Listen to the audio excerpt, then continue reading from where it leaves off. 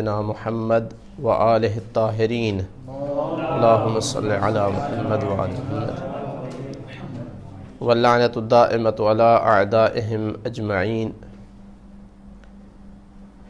درس کا موضوع جمع القرآن ہے، لیکن عرض کیا تھا کہ دو مطلب تمہیدی ذکر کرنا ضروری ہے۔ ان میں سے پہلا مطلب یہ تھا کہ قرآن کتنے مراحل سے گزرا اور کون سا مرحلہ کس زمانے میں واقع ہوا۔ عرض کیا تھا کہ قرآن کا پہلا مرحلہ نزول وحی تھا، دوسرا مرحلہ اس کا رسول اکرم صلی اللہ علیہ وآلہ وسلم کے پاس محفوظ ہونا، تیسرا مرحلہ تبلیغ کا مرحلہ تھا، یعنی صحابہ تک پہنچانا، یہاں تک جو ہے کوئی مورد اشکال نہیں ہے، سارا عصمت آ رہی ہے بالاتفاق۔ تمام مراحل جو ہے یہ قرآن عصمت کے مراحل سے گزر رہا ہے۔ آگے جب صحابہ تک پہنچا تو صحابہ نے حفظ کیا، اس میں بھی کسی کو کوئی شک و شبہ نہیں کہ فی الجملہ قرآن مجید کے کئی ایک حافظ موجود تھے۔ اگلا مرحلہ کتابت کا تھا، تو اس پہ بھی سب متفق ہیں کہ رسول اکرم صلی اللہ علیہ وآلہ وسلم لکھواتے تھے، ان کے کاتب تھے۔ کاتب جو ہے ان کے عدد کے بارے میں اختلاف ہے، کچھ ناموں میں اختلاف ہے، کچھ نام قدر مشترک ہے۔ اس کے بعد قرآن مجید کے آیات میں اس کی تقسیم اور سورتوں میں اس کی تقسیم، اس پر ہم نے گفتگو کی ہے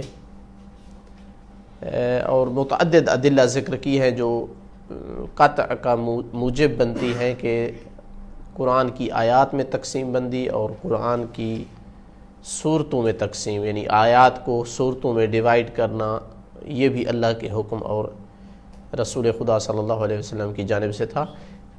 یہ جب ہم کہتے ہیں کہ یہ ہوا ہے تو یعنی عمومی طور پر عین ممکن ہے کہ کوئی ایک آدھ آیت اس میں اختلاف ہو گیا ہو، مثلا صحابہ نے جب لیا تو کوئی ممکن ہے کہے کہ رسول اکرم صلی اللہ علیہ وسلم نے اس آیت کو اس جگہ رکھنے کا کہا تھا اور اس آیت کو اس جگہ رکھنے کا کہا تھا، چونکہ یہ اختلاف عین ممکن ہے بعض آیات میں ہو جائے، لیکن عمومی طور پر جو ہے وہ اللہ کے رسول کے حکم سے ہوا، چونکہ بعض آیات کے بارے میں روایات ہیں کہ اس آیت کے بارے میں کسی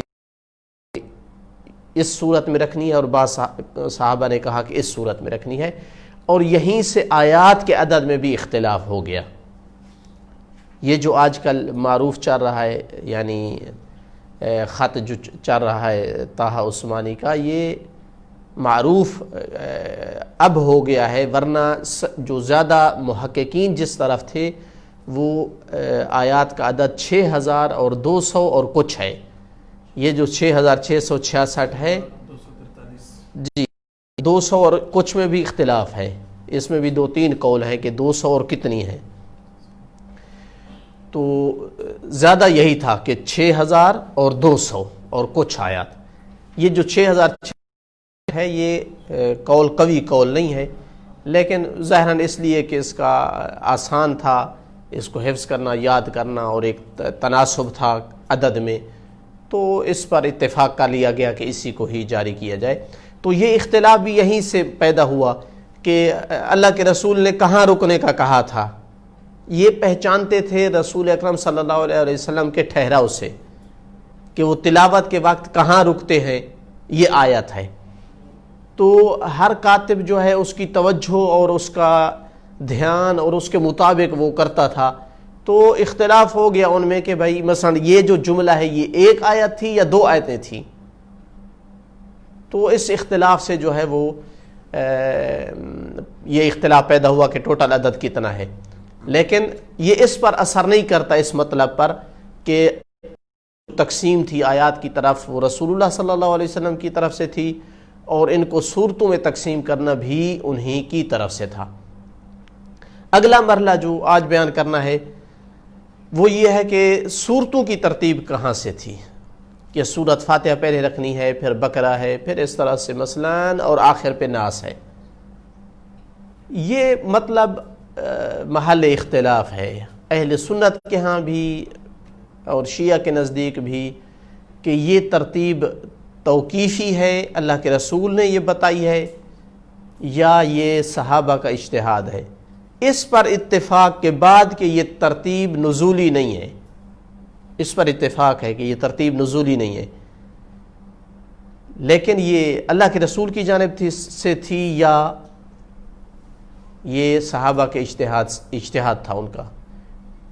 جو کہتے ہیں کہ صحابہ کا اجتہاد ہے وہ اس چیز کو دلیل بناتے ہیں کہ مصاحف مختلف تھے ترتیب میں۔ علی علیہ السلام کا جو مصحف تھا وہ اور ترتیب سے تھا، ترتیب نزولی کے مطابق۔ جو ابی بن کعب کا مصحف تھا اس میں اور ترتیب تھی صورتوں کی۔ جو عبداللہ بن مسعود کا مصحف تھا وہ اور ترتیب سے تھا۔ جو ابو بکر نے اپنے دور میں ترتیب دلوایا وہ اور ترتیب سے تھا۔ تو یہ جو آ رہا ہے آج کل مصحف، یہ صحابہ، بعض صحابہ کے جو مصاحف تھے ان سے ترتیب میں مختلف ہے، صورتوں میں باقاعدہ تفصیل ہے کہ اب ابی بن کعب کے مصحف میں کون سی صورت کہاں تھی، عبداللہ بن مسعود کی کون سی صورت کس جگہ تھی۔ علی علیہ السلام کا مثلا الگ سے شروع ہوتا تھا، سورہ اقرا اور مثلا سورہ مزمل اور اس کے بعد مدثر، اور جیسے نازل ہوئی تھیں وہ ویسے تھا۔ تو اس کو دلیل بناتے ہیں کہ یہ صحابہ نے اپنے طریقے سے جو ہے ہر صحابی نے جمع کیا تھا، صورتوں کو ترتیب دیا، ورنہ رسول اللہ صلی اللہ علیہ وآلہ وسلم کی جانب سے یہ نہیں تھا۔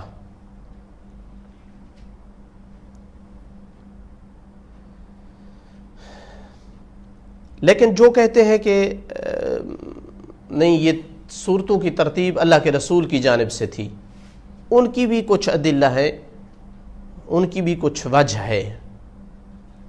مثلا ان میں سے ایک دلیل اس بات کو بناتے ہیں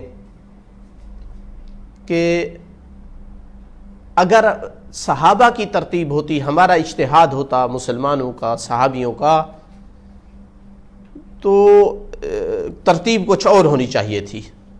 مثلا حوامیم، جو صورت حامیم سے شروع ہوتی ہیں، یا تواسین سے شروع ہوتی ہیں، یا مسبحات سبحانہ سے شروع ہوتی ہیں، یا تو ان سب کو یہ سب ایک طائفے کی اکٹھی ہوتی یا سب جدا جدا ہوتی۔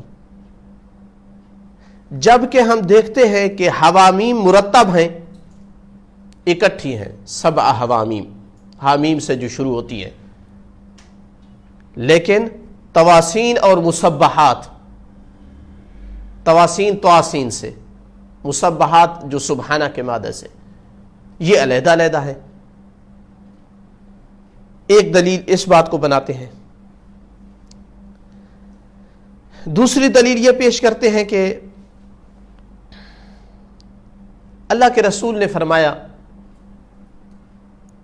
کہ اعطیت مکان التوراۃ السبع الطوال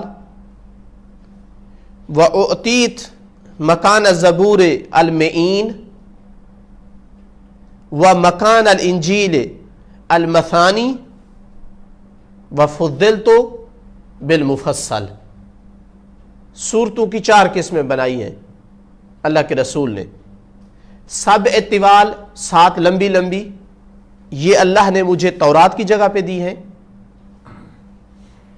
مئین، 7 طوال سورہ بقرہ سے لے کر سورہ اعراف تک، آگے 7ویں کیا ہے اس میں اختلاف ہے، سورہ براءت ہے، سورہ یونس ہے، اس میں اختلاف ہے۔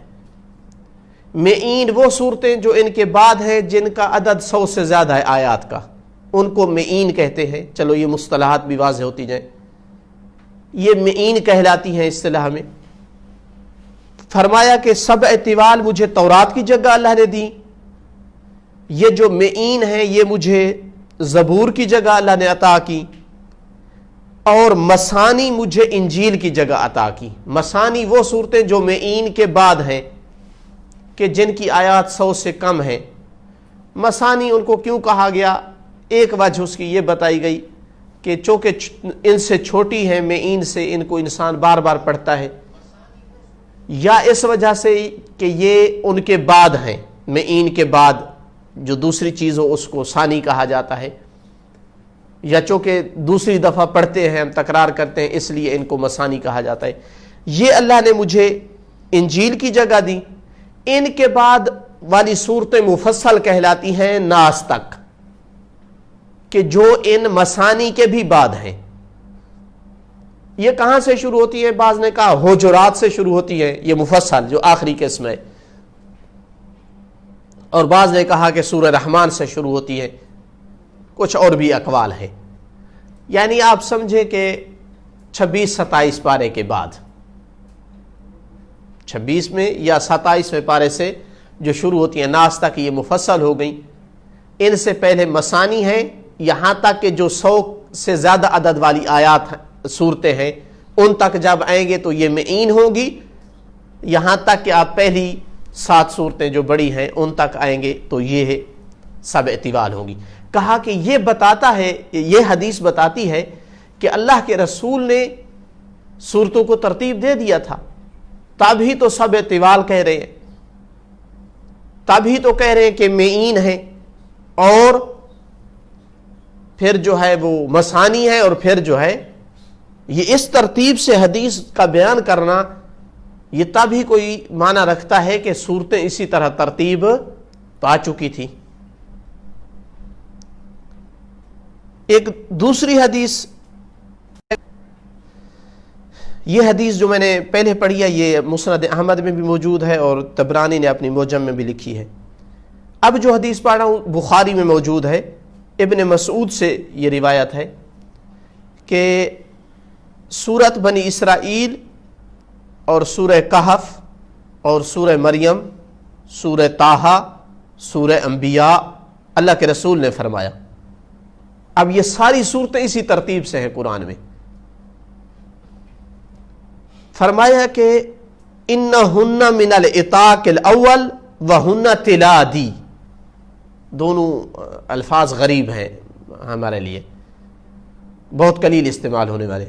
انہن من العتاق، یہ صورت عتاق میں سے ہیں اور میرا تلاد ہیں۔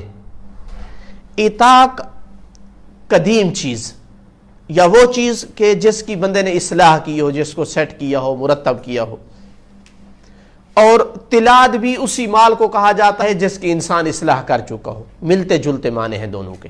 فرمانا چاہتے ہیں کہ یہ وہ صورتیں ہیں جو ہمارا پہلا مال ہے، رأس المال گویا، جن پر ہم نے کافی محنت کی اور لکھا۔ اس وقت شاید لکھنے کی زیادہ مشکلات تھیں جب یہ نازل ہوئیں، تو اسی ترتیب سے اللہ کے رسول نے بیان فرمایا جس ترتیب سے یہ صورتیں موجود ہیں۔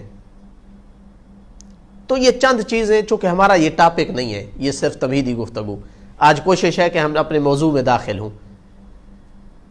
یہ چند چیزیں ذکر کی ہیں جو لوگ کہتے ہیں کہ صورتوں کی ترتیب بھی اللہ کے رسول کی جانب سے تھی۔ سید طباطبائی نے مناقشہ کیا ہے، میزان ہے کہ کچھ صورتوں کی ترتیب اللہ کے رسول کی جانب سے تھی، لیکن پوری کی پوری ترتیب اللہ کے رسول نے اس طرح سے دی ہو، یہ وجوہ اس معنی کو ثابت نہیں کرتی ہیں۔ میں زیادہ اس تحقیق میں اس لیے نہیں جانا چاہتا کہ یہ مطلب متفرع ہوگا ہمارے اصلی بحث پر کہ قرآن کو جمع کس نے کیا ہے۔ اگر ہم اس نتیجے تک پہنچ گئے کہ اللہ کے رسول نے جمع کیا تھا تو آٹومیٹک صورتوں کی ترتیب خود بخود حاصل ہو جائے گی، اور اگر ہم نے ثابت کر دیا کہ نہیں یہ خلیفہ اول نے اس کو جمع کیا تھا تو تب زیادہ مناسب یہ ہوگا کہ یہ صورتوں کی ترتیب بھی اسی دور ہی میں یہ ترتیب پائی۔ تو اس لیے زیادہ یہاں ٹھہرنا اتنا مناسب نہیں، ہم اپنے اصل مطلب کی طرف آتے ہیں۔ بس پہلے میں یہ عرض کرتا چلوں ہوں جو دوسرا ہمارا تمہیدی مطلب تھا کہ ہم جا رہے ہیں جمع قرآن کی طرف۔ جمع قرآن کتنے معنی میں استعمال ہوا ہے؟ خود قرآن نے جو جمع کا لفظ استعمال کیا ہے کہ علینا جمعہ و قرآن، جمعہ و قرآن، ہم پر ہے اس کا جمع کرنا اور ہم پر ہے اس کا پڑھانا۔ وہاں جمع کرنے سے مراد مفسرین نے سینے میں جمع کرنا مراد لیا ہے، تو لہذا جب کہا جاتا ہے جمع قرآن، اس کا ایک مرحلہ، جو پہلا مرحلہ ہے وہ سینے میں جمع ہے، حفظ ہے، یہ بھی جمع قرآن کہلاتا ہے، لیکن یہ ہمارا مورد بحث نہیں ہے اور نہ ہی مورد اختلاف ہے۔ دوسرا معنی جمع کا کتابت میں جمع کرنا، کتابت میں جمع کرنا یعنی پورا قرآن لکھا ہوا ہونا۔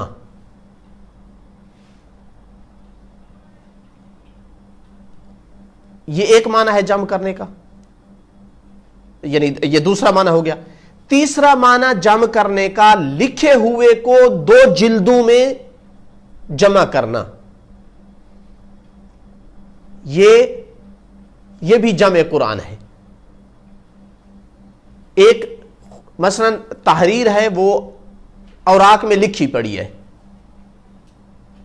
موجود ہے لکھائی میں، اس معنی میں جمع ہو چکی ہے، وہ لکھائی میں سینے سے نکل کر وجود کتبی میں جمع ہو چکا ہے قرآن، لیکن 2 جلدوں کے درمیان نہیں ہے، ابھی مرتب نہیں ہے، ورقے پڑے ہیں اس طرح سے۔ کوئی ان کو اٹھا کر ترتیب دے اور ایک کاپی کی کتاب کی شکل دے، اس کو بھی جمع کہا گیا ہے۔ یہ دونوں معنی جمع کے یہ محل بحث ہیں، یہ محل بحث ہیں۔ ایک چوتھا معنی جمع کا وہ ہے قرآن کو ایک قراءت اور لہجے پر جمع کرنا، چونکہ متعدد لہجے تھے عرب میں، بالخصوص جب اسلام میں وسعت آتی گئی تو یمن، حجاز، عراق، موصل، مختلف بعید علاقوں تک، مصر، شام، ان علاقوں تک اسلام جب پھیلا تو لہجوں میں بہت زیادہ فرق آنے لگا، تو ضرورت پڑی کہ قرآن کو ایک لہجے پر، ایک قراءت پر جمع کیا جائے، اس کو بھی جمع کہا گیا۔ یہ بھی اس معنی میں بھی محل اختلاف نہیں ہے کہ یہ کس دور میں ہوا، ایک ہی قول ہے، اس پہ بھی شیعہ سنی متفق ہیں کہ یہ عثمان کے دور میں ہوا، یہ والا جمع جو آخری ہے، ایک قراءت پر جمع کرنا۔ تو محل اختلاف جو ہے وہ یہ 2 مرحلے ہیں قرآن کے، پورے کا پورا قرآن کتابت کی شکل میں وجود میں آنا، یہ کب آیا ہے، اور 2 جلدوں میں اس کو جمع کرنا، بین دفتین مرتب کر کے جمع کرنا، یہ کب ہوا ہے۔ ایک دفعہ ہم روایات کو دیکھتے ہیں اور ایک دفعہ ہم اقوال کو دیکھتے ہیں۔ اگر روایات کو دیکھا جائے اور مطلب چونکہ مشترک ہے تو ہمیں تمام مذاہب کی روایات کو دیکھنا پڑتا ہے، تو روایات مختلف ہیں۔ بعض روایات سے رسول اللہ صلی اللہ علیہ وسلم کے دور میں جمع کرنا ثابت ہوتا ہے، بعض روایات سے خلیفہ اول کے دور میں جمع کرنا ثابت ہوتا ہے، بعض روایات سے خلیفہ دوم کے دور میں جمع کرنا ثابت ہوتا ہے، بعض روایات سے خلیفہ سوم عثمان کے دور میں جمع کرنا ثابت ہوتا ہے۔ یہی جو محل اختلاف جمع کرنا ہے۔ لیکن جب اقوال میں آتے ہیں تو اقوال میں کوئی خاص معتد بہ قول نہیں ہے کہ یہ جمع تیسرے یا دوسرے خلیفے کے دور میں ہوا ہے۔ جو معتد بہ قول ہے وہ یہ ہے کہ یا رسول اللہ صلی اللہ علیہ وسلم کے دور میں جمع ہوا ہے یا خلیفہ اول کے دور میں جمع ہوا ہے۔ باقی روایات کو ٹھکرا دیا گیا ہے، ان کو اور معانی پر حمل کر دیا گیا ہے، یا اصلاً سند کے حوالے سے ان کو ضعیف کر کے رد کر دیا گیا ہے۔ جی، فریقین کے نزدیک جو ہے وہ دو ہی قول پائے گئے ہیں کہ یہ جم جو ہے رسول اللہ صلی اللہ علیہ وسلم کے دور میں ہوا ہے، یا یہ جم خلیفہ اول کے دور میں ہوا ہے۔ اسی میں تین قول بن رہے ہیں حقیقتاً، چونکہ جم کے ہم نے دو معنی کیے ہیں جو محل اختلاف ہیں، اس وجہ سے قول تین بنتے ہیں۔ ایک قول کہ دونوں معنی میں جم رسول اللہ صلی اللہ علیہ وآلہ وسلم کے دور میں ہوا ہے، پورا قرآن لکھا گیا ہے اور پورے قرآن کو ترتیب بھی رسول اللہ صلی اللہ علیہ وآلہ وسلم کے دور میں دیا گیا۔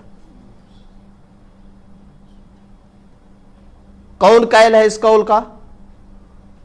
بعض اہل سنت علماء قائل ہیں اور بعض شیعہ علماء میں سے، ان میں سے ابرز ترین نام سید ابو القاسم خوئی کا ہے کہ یہ رسول اسلام صلی اللہ علیہ وآلہ وسلم کے دور میں یہ کام ہوا ہے۔ سماحت شیخ حافظہ اللہ بشیر حسین نجفی حافظہ اللہ بھی اسی قول کے قائل ہیں کہ یہ رسول اسلام صلی اللہ علیہ وسلم کے زمانے میں ہوا ہے۔ جم دونوں معنی میں، یہ جم دونوں معنی میں ابو بکر کے دور میں ہوا ہے۔ یعنی کیا مطلب کہ پورا قرآن زمانہ رسول میں نہیں لکھا ہوا تھا، فی الجملہ لکھا ہوا تھا، روایات ہیں اس کو ان کو مانتے ہیں، لیکن پورے کا پورا قرآن لکھا ہوا نہیں تھا۔ اس کے اہل سنت علماء میں سے کم عالم جو ہے اس قول کے قائل ہیں۔ جو قول جس قول کے کثرت سے قائل ہیں وہ تیسرا قول ہے، شیعہ میں سے بھی اور اہل سنت میں سے بھی۔ وہ یہ ہے کہ جمع پہلے معنی میں، یعنی اصل لکھائی کے معنی میں کہ پورا قرآن لکھا گیا تھا رسول اللہ کے دور میں، لیکن اس کو دو جلدوں میں جمع کیا گیا، ترتیب دیا گیا خلیفہ اول کے زمانے میں۔ معروف قول ہے، اہل سنت میں سے اکثر اس کے قائل ہیں اور شیعہ میں سے بھی کئی ایک علماء اس قول کے قائل ہیں۔ ان میں سے ایک معروف نام سید طباطبائی علی اللہ مقامہ کا ہے۔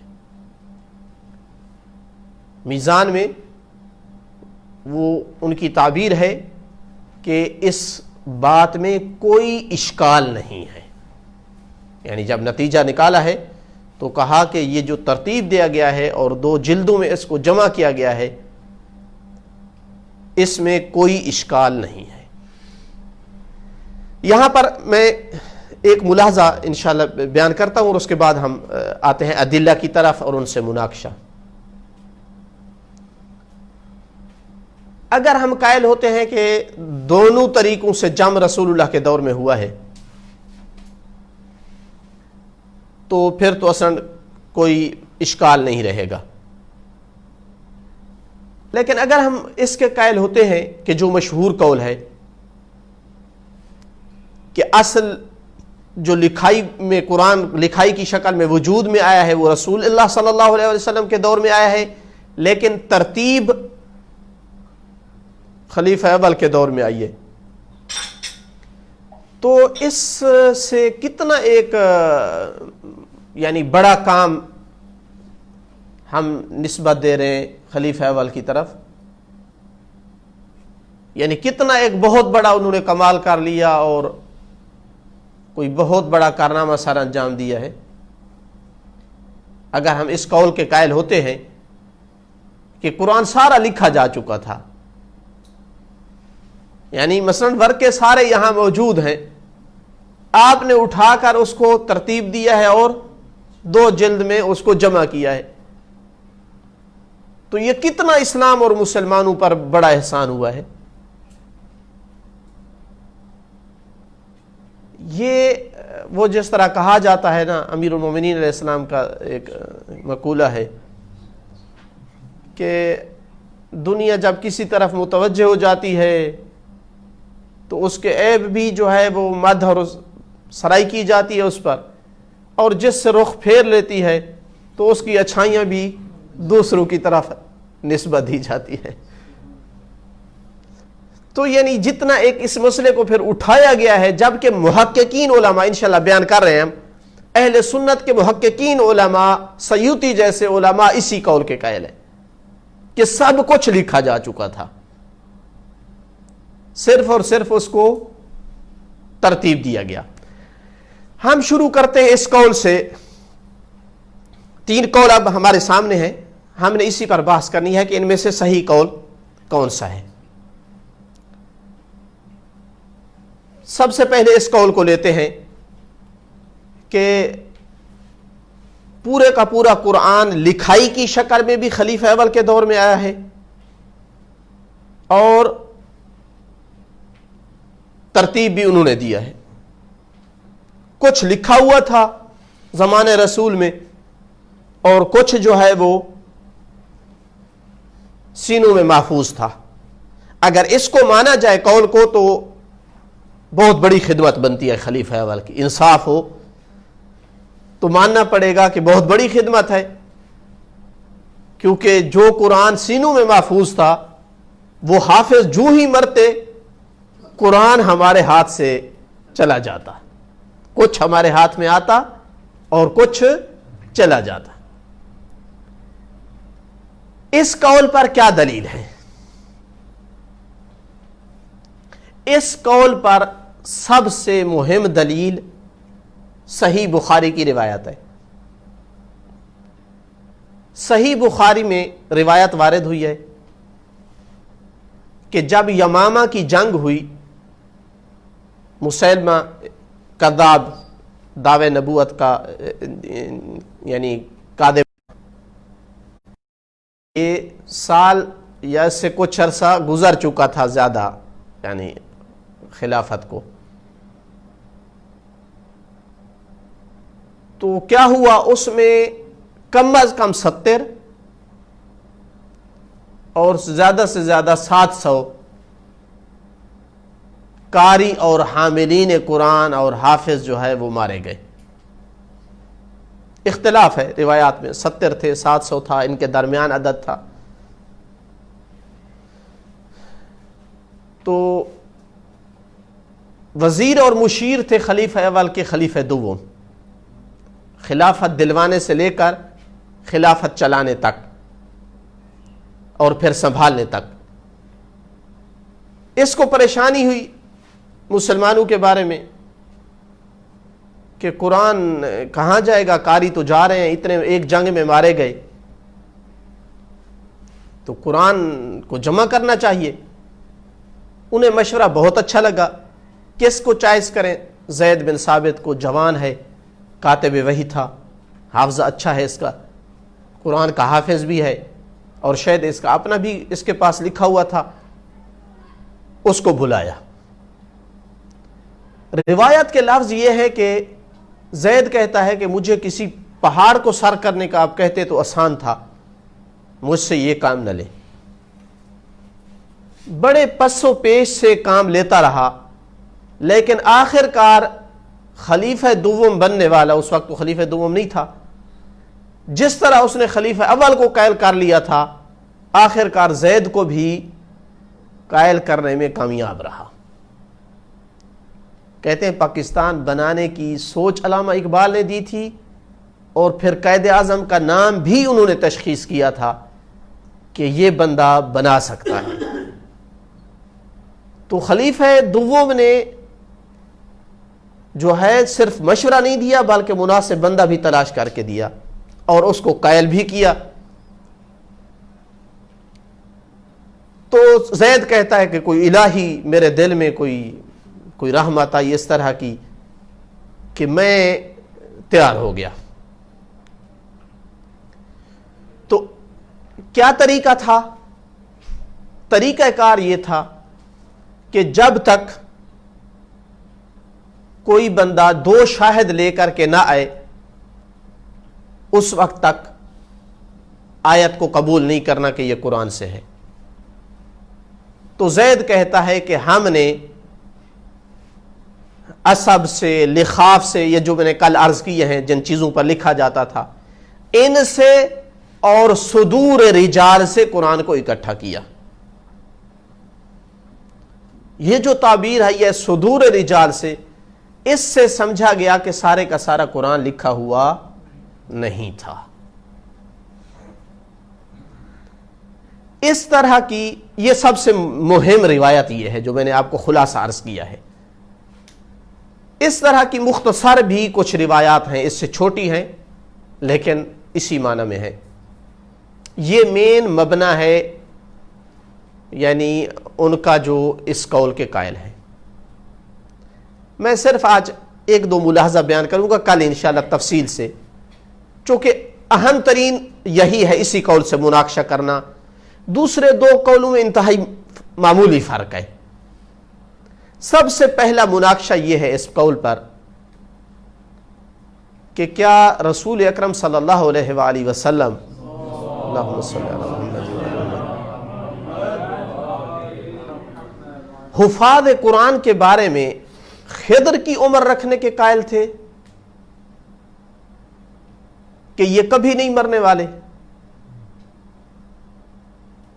خلیفہ دوم کو یہ ٹینشن اور فکر ہو سکتی ہے، رسول اللہ کو نہیں ہو سکتی۔ یہ منطق سمجھ میں آنے والی نہیں ہے۔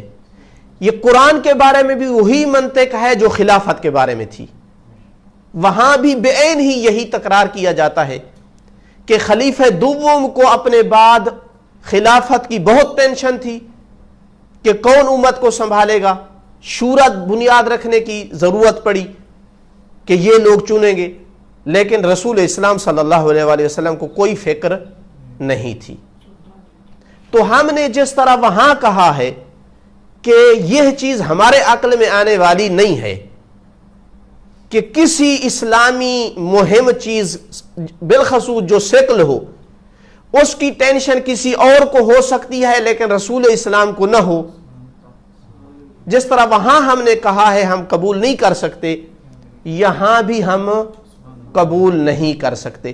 یہ پہلا مناقشہ ہے، انشاءاللہ تفصیل سے مزید مناقشات ہم کل ذکر کریں گے۔ والحمدللہ رب العالمین۔ اللہم صلی علی محمد۔